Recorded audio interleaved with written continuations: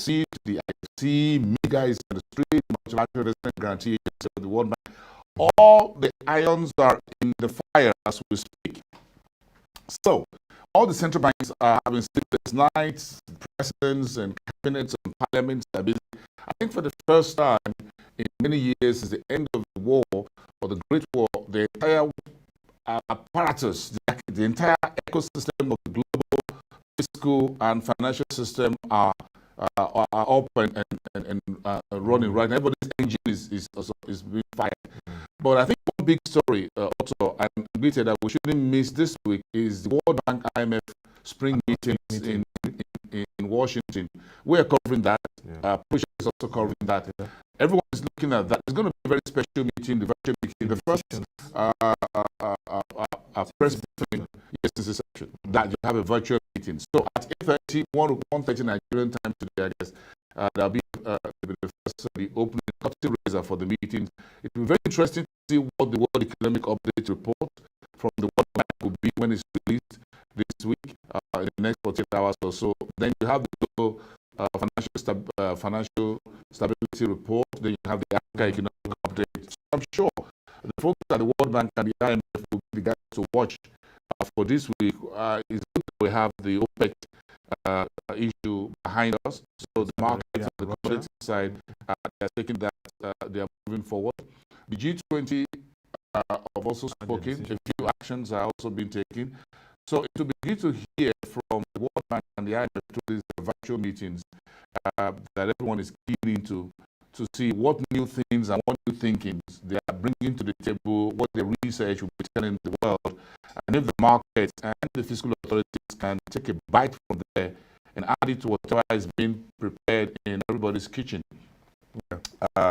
as to find solutions to how to moderate the impact of COVID-19. But I want to see a few things on the Nigerian side, and I beg you, gentlemen, to say I want to see a bit of disclosure on the side of the Nigerian authorities. I want to ask you if you agree with me that a number of countries are coming up in front and saying this is the size of the impact of on our GDP, on our growth for this pandemic. For example, the French finance minister reported on Bloomberg television this morning saying, look, the impact of the COVID-19 on France will be 8%. The previous figure, which was about a week or so ago, was 6%. Then the South Africans are saying about 8 to 10%. I think the Nigerian authorities should also step forward and say this is like the size of the impact. Maybe taking a cue from what the World Bank, IMF, and others have projected, then try to give us an idea so that we can walk our way to the numbers, or walk out of the negative numbers, and we can know what we are dealing with. Those are my thoughts. What do you think? Do you want, what further disclosures do you want the authorities in Nigeria to disclose and to get everyone fully prepared for, not just for the pandemic, for the post-pandemic economic recovery period?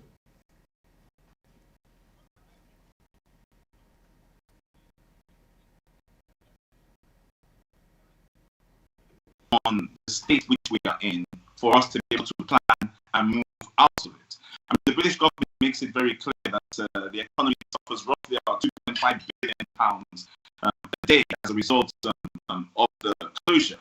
Right now, what we require, what is required, what we need is leadership. Unwavering leadership. People that can step up and not make this political and be very, very honest with us. Very honest with us in explaining the situation of things. Let me say something. I left Nigeria on the 19th of March to come to England. In Nigeria, the general feeling, it reminds me of the feeling that we had in Europe during Ebola. So I'm in Nigeria during Ebola and everyone is scared to come to Europe and it's as if nothing is happening. I traveled to Hong Kong during the Ebola time because they're familiar with all these SARS and things that have gone before, and the way you're treated in the airport is very different. What I mean by that is this: as when I left Nigeria on the 19th of March, it almost felt like the virus didn't exist. You know, it was as if we were in, you know, when you were in Europe and you're watching those terrible things about Africa, but you have no feel of it because you're not there. That's how it felt when I was in Nigeria. I was there for about 7 or 8 weeks prior to coming back to meet the family. It just felt like, yes, this corona is there, but it's not. I think I landed in England 6 hours later, and the feeling is completely different. You know, it's almost as if I landed into a completely different time zone. So, first and foremost, if you do not know or don't realize that you have a problem and we're not aware of the problem, it's going to be very difficult for us to deal with the problem. And this is not a time for governments and people to lie to the citizens. This is the time where we all need all hands on deck, where we all come together and express that if we don't do this, this is what's going to happen to our economy. If we don't if we're not really good at social distancing, it's going to end up costing us a lot more than what social distancing will cost us. If the wealthy within the economy do not open up their pockets and distribute income to the lower people or loan out money to small and medium enterprises, we are looking at a situation which we're already seeing in places like Ikate and Agege, as I've been told, where we have a number of people going through real pain. And no matter how much grammar, English, or fantastic ideas and concepts, it will get a bit too late then. You know, they say money focuses the mind like so many things. So does food. So we really need to think very carefully and come together. So we can still, you know, we have time to get this under control and plan for what is to come, which is a very difficult economy. You know, but within difficult economies, we can grow ourselves, restructure. We can do things that it was very difficult for us to do, reaching a consensus prior to this problem. But these problems and these problems which we are all facing, rich, poor, old, young, has brought some sort of togetherness. It's made it very, very clear that we are all affected, no matter where you live, no matter what class you work in. So it's time that the great minds open up their minds and start thinking. Those that cannot think to step out of the way and allow those to think and empower them with the resources so we can use both physical policy, monetary policy, and really what we really need here is a lot of empathy to join our hands together to try and get out of this. Because if we don't have the transparency which you have mentioned, Boston, if we don't know the effect on the economy, if our governments lie to us on the effect, we will find out eventually. And in terms of how we find out eventually, would be a prolonged recession, more pain. So it's one country, it's one Nigeria. We are all Nigerians. We've said this and we say so many things. We've said so many things, both from a political standpoint, from an economic standpoint. A number of the billionaires have opened up their pockets, to show. We're extremely grateful, but we can all do our bit. You know, you can feed one extra person. You can send an idea, send a concept. This is not blame time. The virus is the respecter of no one. We need strategy.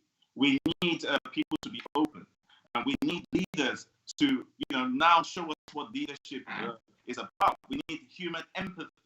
We need people looking out for their fellow citizens. And now, there will be a number of businesses. They're expecting rent. Their landlords are expecting rent. The people that run businesses are expecting rent. It would be wrong just to tell everyone to not expect, because that's their livelihood. So this is where we need federal government, central banks, brilliant ideas and concepts. This is a time where all the dark practices like random federal government building catching flames. This is not the time for that sort of thing. This is the time for the Nigerian spirit, for us to come together, the poor, the rich, the smart, the not so smart, every single last one of us, to come and show the Nigerian spirit in building our way out of this very, very terrible time. So transparency is imperative. Without transparency, we're already fighting a mysterious virus.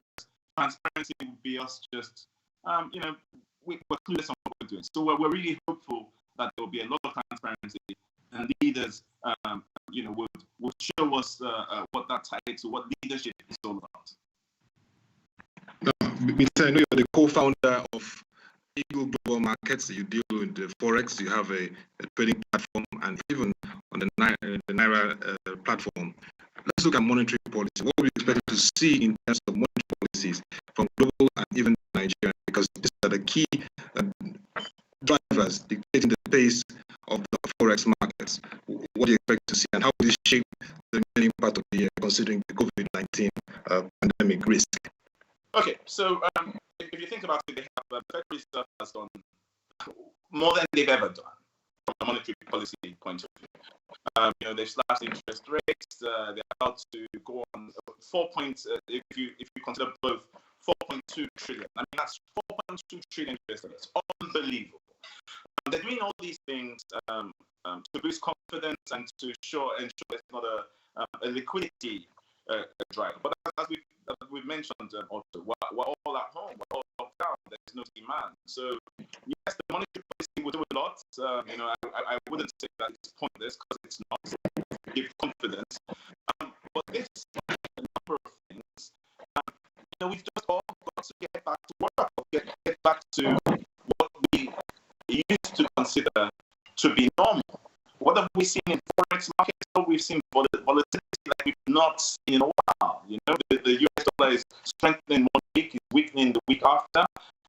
Forex markets are moved by every general headline that is released. How do we see the global economy going forward? Because it's an election year, we will have a lot of rhetoric from a lot of things to try and win, hearts and minds. Whether they're necessarily true, we don't know. Financial markets have been distorted, they've been dislocated as a result of all these monies that have been pushed into the markets, cutting interest rates. So, of course, all companies are going to have to rethink about how their earnings would be in the years or the months coming forward. I'm thinking, it really does depend. It's not I don't want to give an answer. If we are able to contain the virus, yes, this quarter is the whitewash. But by the fourth quarter, we should start to see some sort of recovery if we are able to contain the virus. If not, of course, it gets worse. I'm not one, and I wouldn't normally plug Eagle Global Markets, but for us in Nigeria, for us that are in Nigeria, where the amount of money that we've been generating in the stock markets are difficult because as a result of the news, the markets are dropping. What we would normally make from treasury bills, again, not particularly great. Investments, property, everything is particularly difficult. This is why many years ago we introduced, almost think of it as a new asset class. So right now, when we see the world falling apart, we see oil dropping, we see the Dow, we see equities, you can actually take advantage by putting trades in Naira. Using our mobile app and our web browser, we can take on trades up to 60 million US dollars and more if we have to. But we can all take advantage of speculation in price movements in global markets by logging onto the Eagle Global Markets platform, our Naira platform, our USD platform, where you can actually take advantage of price movements and make money in these very, very uncertain markets. So think of it as another asset class into the very mix which we have in Nigeria. It's not for let's replace what does exist, but we are there to provide every Nigerian with an extra tool where they can trade any forex pair in the world, any equity, any industry, and any commodity in the world in real time with US dollars from your partner. So I'm sorry about that. It's a quick plug in the So to wrap it up, it's a very, very uncertain. So a number of the announcements that are going to be made, as Boston mentioned, from the IMF, from the World Bank, from a number of governments. I will not say that these statements are all going to be false. We've got to take them all with a pinch of salt because we are all learning these things as we go along. As the facts change, but we do need to tighten our belt because it looks like it's going to be a very say have an additional question, closing thoughts? Well, I think we've had a very, I think BT has put some of these issues in perspectives. I'm thinking if we can use everything that we have right now to try and find a path for the future, and this is my main concern, that we don't waste this good opportunity of a bad situation to re-engineer the economy, the structure of the economy, the processes, and all of that.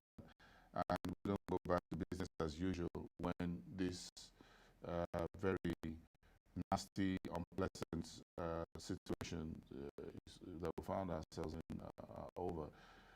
That is my main question. But again, what's the message here for the market?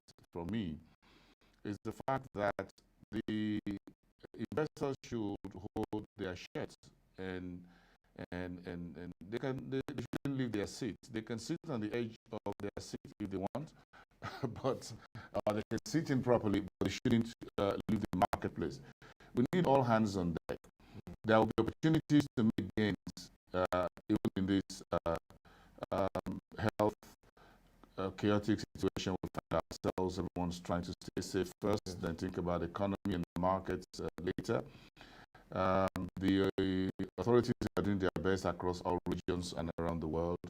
The healthcare personnel are the front line of taking care of this. So we appreciate everyone here putting all their whatever they can do in the basket. But for the market, I think investors will take some beating, and that is expected. We'll see how some of the statistics or data that will be coming out will help us move on. But again, I think the authorities should be one step ahead of what we already know and prepare for what we want to see. And what I mean by that is we've had a few forecasts and all of that. One of the most difficult things to predict or forecast the economy. But we can hazard some guess and walk our way from a worst case scenario to a base case and the best case scenario moving forward, rather than the other way around. That means that we need to keep our eyes within the Nigerian space. I think we should watch what the companies are reporting. We shouldn't keep our eyes off the markets, whether it is the debt market, the currency market, the stock market, and we should watch the companies. A lot of news and announcements are coming through the Nigerian space. Some of them are good news, as they were, for example, last week, the Lagos Rapid Bus, yes, the Primero SPV, 16.5 billion first tranche was listed on the stock exchange, 17%. I think that was the yield on it. That's out of their 100 billion program for Lagos bus program, rapid bus program, which extends from one end of the city to the other. That's a big story, which means that if you're a savvy in this market and we don't get too overwhelmed with the pandemic news and updates, you can also take advantage of the market. Now, that was listed on the Nigerian Stock Exchange. That's 16.5 billion. So we need to build a good transportation system in Lagos and in the Lagos state in its entirety. Considering the population. Considering the population. So the business of governance will not stop, will continue. So the market will always be there to support the government. So I think the government can do more. The private sector will continue to do more, which means that the Primero SPV guys are moving on. They're not stopping with the program. Even during this period, they've got investors, and they put all the papers together, and the stock exchange, the Nigerian Stock Exchange, was able to admit this 16.5 billion, which is good news for me. And I think we should also follow through other companies who are reporting on our market. The banks will start reporting for last quarter from today on the New York Stock Exchange. we folks should also keep an eye, be tracking it as well. So it's good to keep one eye on what the healthcare folks are doing, what the security agencies are doing, what the government is doing. But I think investors and everyone in general should also keep one permanent eye on the financial markets as well. Very key for the markets. And so, Mr. Gbite, your closing thoughts for the markets and, of course, for the Nigerian economy. Market and just to add a bit to what Watson just stated. So if we think of it, we've always known what it is to do. We've always known our healthcare system is inadequate, our transportation system is inadequate, and there are a number of things which we can do from agriculture, etc. The problem has always been with us, has always been has always been, we can afford to do it. We seem to earn enough money as a country to do it, but we never do it for some reason, with corruption or one person's will to do it or not. Very rarely do things come around to give you a big slap in the face, to make you very, very aware of how vulnerable we are as a country. And that's what this virus has shown us, how vulnerable our healthcare system is, our economy as a whole. We've seen it many times with the dropping oil price, how vulnerable we are. So we are really hoping that this virus has brought us together in our thinking to make it very, very clear how vulnerable we are, and we can't continue this way. So it's the one thing that I hope we do take from this virus, is that it brings us together to do those things that are important. That there's no excuse for us not to have a decent healthcare system. There's no excuse for our infrastructure to be the way it is. There's no excuse for us not to have savings as a government. And the general need and want of the general populace at all times is much more important than the 1%. And I'm really hoping that this virus has brought that about, and it will enable us to put on our thinking caps. Business can still make a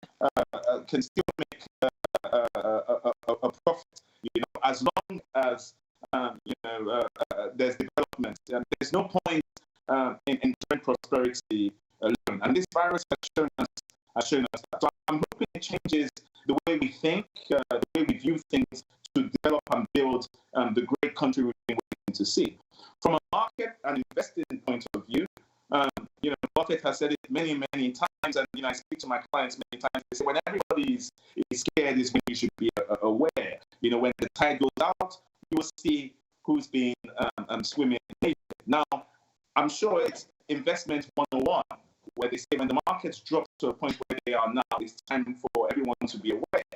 But everyone is scared. No matter how many times I tell people the markets have dropped, that there are a number of opportunities, everyone is scared. I would say fear goes away when you gain knowledge and you're aware. You understand that this sort of situation we are in now is not the first, second, third, or fourth time. It's happened many, many times before. We will get out of this. How the world looks when we get out of this again, we're yet to find out. But this is not the time for fear. We are very capable. We've dealt with many things like this in the past. And for those that will correct and say, no, we haven't, I believe strongly that we have. As long as we have our brain and our wits about us and the togetherness, there's absolutely nothing we cannot achieve. From a market point of view, it's going to be tough. As long as you're aware that it's going to be tough and you're going to be prepared, we will be able to navigate this very, very difficult period together. And we will come out of this a much stronger and a much more robust economy. Now, this doesn't just happen by hoping. It happens by leadership, togetherness, and empathy. And we're more than capable. Thank you so much, gentlemen, for having me today. It's been an absolute pleasure. Thank you very much, Mr. Gbite Udune, financial analyst and founder and CEO of AOA Investment Group. Thank you for joining this conversation today. And of course, it was nice having you, Mr. Wilson Mofaye, CEO for Africa Reports. And that will be all for this edition of the Market Review. Join us tomorrow as we continue the conversation on the developments in the market and its implications for Nigeria. To come your way again, thank you for watching. Have a nice day and stay safe.